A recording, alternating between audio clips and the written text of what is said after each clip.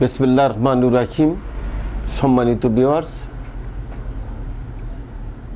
মা টেলিভিশনের মাধ্যমে যারা দেখছেন, দূরে অথবা কাছে, দেশ অথবা প্রবাসে, বিশ্বের যে কোনো প্রান্তে বাংলা ভাষাভাষী সহ সকলকে আমার পক্ষ থেকে সালাম, আদাব, শুভেচ্ছা।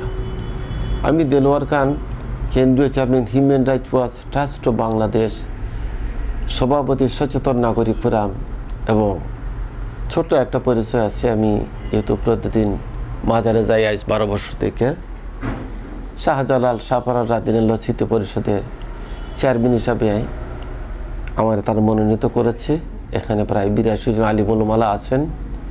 প্রতি সপ্তাহে আমাদের মাজার প্রাঙ্গণে বাদের সাহেব মিলাদ হয়, বিশাল মিলাদের আয়োজন করা হয়। বিভিন্ন জেলা উপজেলা থেকে মানুষ আগত বক্তবৃন্দরা এখানে অংশগ্রহণ করেন। এই সংক্রান্ত বিষয়ে আমাদের বিভিন্ন প্রশাসনিক বিভাগীয় কমিশনার, ডিআইজি মহোদয়, জেলা প্রশাসক, এসপি, পুলিশ কমিশনার, সর্বস্তরে যেখানে সবাইকে আমরা চিঠি দিয়ে অনুলিপি দিয়েছি সবাইকে যে আমাদের একটা সংগঠন এখানে এই অবস্থায় কাজ করতেছে। সম্মানিত ভিউয়ার্স, আজকে একটা টপিক, সেটা হচ্ছে যে সাম্প্রতিক যারা এইচএসসি পরীক্ষা অংশগ্রহণ করছে তাদের নিয়ে দু একটা কথা বলবো। আমাদের মিডিয়ার মাধ্যমে, ফেসবুকের মাধ্যমে বা সরকারের শিক্ষা মন্ত্রণালয় বিভিন্ন মুখপাত্র থেকে অথবা মাননীয় শিক্ষামন্ত্রী কর্তৃক যে সমস্ত তথ্য পাওয়া গেছে, সেটা প্রাথমিকভাবে প্রতীয়মান হচ্ছে 5 লক্ষের অধিক শিক্ষার্থীরা অনুপস্থিত। এটা বিশাল একটা অঙ্ক, 5 লক্ষ।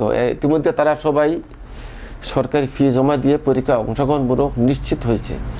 এর ভিতরে 5 লক্ষ শিক্ষার্থী পরীক্ষায় অংশগ্রহণ করে নাই। এটা আশ্চর্য বিষয় হলো। এর কারণ হতে পারে 2টা। হয়তো এই বিশ্লেষকরা বা বুদ্ধিজীবীরা অন্য কিছু বলবেন। আমার কাছে যে প্রতীয়মান হচ্ছে সেটা হচ্ছে যে লেখাপড়া মান উন্নয়ন, যেটা মৌখিকভাবে বলে প্রকৃত অর্থে বাস্তবে তা নয়। বিভিন্ন শিক্ষা প্রতিষ্ঠান, সরকারি বেসরকারি সব মিলিয়ে প্রত্যেকটাই কোনো না কোনোভাবে সিন্ডিকেট আছে, জালিয়াত চক্রে আছে। বেসরকারি প্রতিষ্ঠানগুলা এমনভাবে আষ্টে পৃষ্ঠে ধরে, এদের কাছে কোনো এক্সকিউজ নাই। গরিব হোক ধনী হোক, প্রত্যেককে তাদের চাহিদা পূরণ করতে হবে। অত্যন্ত সুকৌশলে ছাত্রছাত্রীদের, অভিভাবকের পকেট কীভাবে খালি করতে হয়, এই ব্যবসা তারা নেমেছে।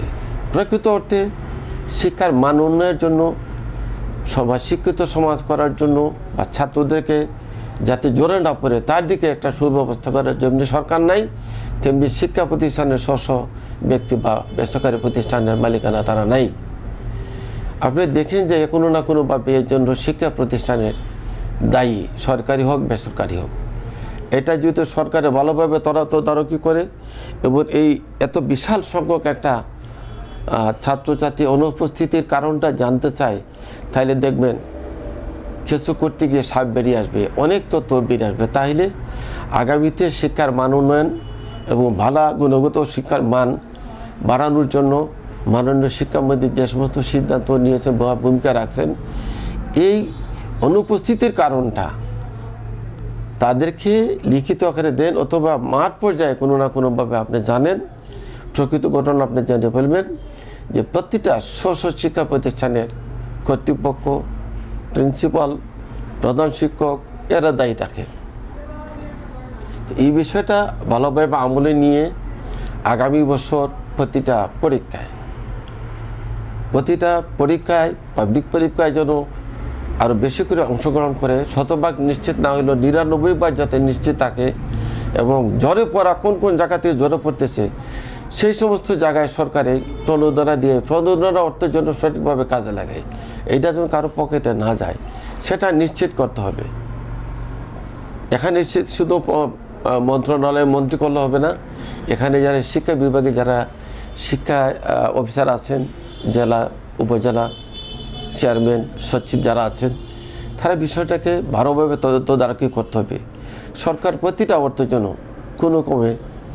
কোনো অকারণে যেন জলে না যায় সেদিকে খেয়াল রাখতে হবে। প্রিয় ভিউয়ার্স, মা টেলিভিশনের মাধ্যমে যারা দেখছেন, শুনছেন বা পরবর্তী যারা দেখবেন, এই শিক্ষামূলক কাজের জন্য আগামী শিক্ষার মান উন্নয়ন কীভাবে করলে ভালো হতো, আপনাদের এই সুচিন্তিত মতামত আপনারা দিবেন এবং পরবর্তীতে আপনাদের মতামতের ভিত্তিতে আমাদের বক্তব্য থাকবে সরকারের সংশ্লিষ্ট মন্ত্রণালয়, সংশ্লিষ্ট বিভাগ এবং সংশ্লিষ্ট ব্যক্তির উপর। আমরা প্রত্যাশা রাখব আমার বক্তব্য শোনার পর মা টেলিভিশনের মাধ্যমে আপনাদের সুচিন্তিত মতামত দেবেন, সুন্দর করে মতামত দেবেন এবং বেশি বেশি শেয়ার করবেন, যাতে এই বিষয়টা সবাই শুনে জানে এবং তারা সুন্দর করে মতামত দিতে পারে। 5 লক্ষ অত্যন্ত ছোট বিষয় নয়, একটা বিশাল সংখ্যা। এই সংখ্যাটা কেন যেন অনুপস্থিত, এই বিষয়টা জানতে হবে। প্রথম দিনই কেন এতগুলা অনুপস্থিত, তার প্রতিটা বোর্ডে তাদের যে স্বচ্ছতা এবং যারা প্রিপারেশন নিচ্ছে পরীক্ষার জন্য, তাদের প্রিপারেশনটা কীভাবে নেওয়া উচিত ছিল, কীভাবে প্রিপারেশন নিচ্ছে, তাদের শিক্ষক মণ্ডলী তাদেরকে কীভাবে পাঠ্য গুলা তারা কীভাবে পরিচালনা করছেন এবং তাদের গতানুগতিক শিক্ষা, নিনা আধুনিক শিক্ষা, নিনা শিক্ষার গুণগত মান উন্নয়নের জন্য তারা অন্য কিছু এখানে অ্যাড করছে। পুরো বিষয়টা সরকারের দেখা উচিত। সরকারের সংশ্লিষ্ট মন্ত্রণালয় শুধু বক্তব্য দিলে চলবে না, আর এটা করলে ওইটা হবে, ওটা করলে ওইটা হবে। প্রকৃত অর্থে শিক্ষার্থীটা কীভাবে শিক্ষা, এই দেখুন এবার যে লেখাপড়া করবে কারেন্ট নেই, আমাদের সময় কপি জ্বালায়া করছি, সেটা একটা সময় ছিল। এই মুহূর্তে এই যুগে এসে, এআই যুগে এসে, এই আধুনিক যুগে এসে এগুলা অল্টারনেটিভ কিছু নেই, কারেন্ট নেই, লেখাপড়া শেষ, ছেলেদের এই সময়টা নষ্ট হচ্ছে।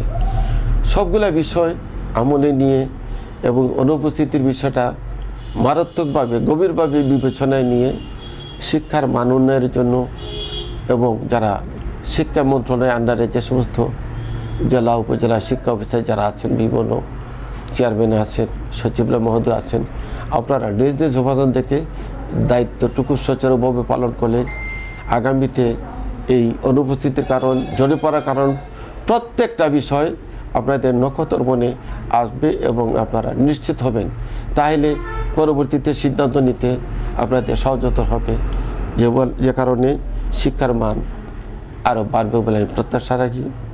আমার বক্তব্য নেওয়ার জন্য মা টেলিভিশন কর্ণধার সম্রাট শাহজাহান এবং মা টেলিভিশন পরিবারের অন্য অন্য সদস্যদেরকে আমার পক্ষ থেকে অনেক অনেক শুভেচ্ছা জানাচ্ছি, কৃতজ্ঞতা জানাচ্ছি। অত্যন্ত ধৈর্য সহকারে এবং সুন্দর একটা পরিবেশে এটাকে সুন্দরভাবে এডিট করে সম্প্রচার করার জন্য আমি প্রত্যাশা রাখব। আপনারা যারা শিক্ষিত সমাজ আছেন, আপনাদের যাদের সন্তান এবার এসএসসি বা এসএসসি পরীক্ষা দিয়েছে, প্রত্যেকে আপনাদের এক একটা সুন্দর মতামত দেন। আপনাদের মতামতে যাচাই বাছাই করে আমরা পরবর্তী সময় একটা আমরা প্রস্তুত করব, আমরা ভিডিও প্রস্তুত করব। উক্ত ভিডিও দিয়ে আমরা সরকারের মন্ত্রণালয় সব বিভিন্ন জায়গায় আমরা লিঙ্ক পাঠিয়ে দিই এবং আপনাদের বেশি বেশি শেয়ার করলে মাননীয় প্রধানমন্ত্রী পর্যন্ত বুঝতে যাবে। সে প্রত্যাশা ব্যক্ত রেখে আমি আমার বক্তব্য শেষ করছি। সবাই ভালো থাকবেন, সুস্থ থাকবেন। আগামীতে আপনাদের মতামতে প্রত্যাশা রইলাম। আল্লাহ হাফেজ।